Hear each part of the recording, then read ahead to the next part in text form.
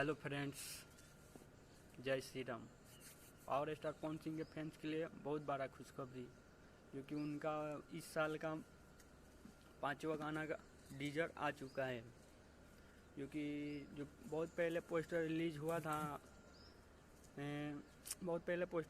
था लहंगा गिल कोई दौलस, जो कि आप लोग पोस्टर देखे होंगे। तो आप लोग इसका अभी तक टीजर नहीं देखे हैं तो जाके आप लोग टीजर देखिए, फिर बताइए कैसा है टीजर।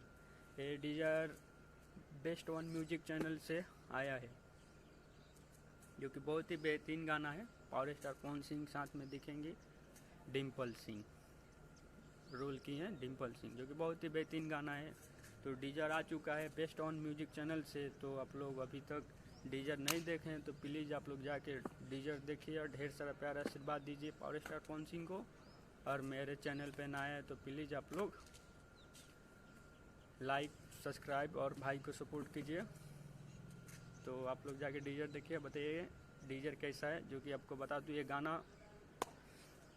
गाना कल सुबह में 23 तारीख को सुबह में 6:35 पर रिलीज होगा। तो आप लोग ढेर सारा प्यार आशीर्वाद दीजिए पावर स्टार पवन सिंह को। और गाना कल 6:30 बजे रिलीज होगा, आप मजा लीजिए इस साल के होली में। तो अगला वीडियो में आप लोगों से फिर मिलते हैं। जय श्री राम।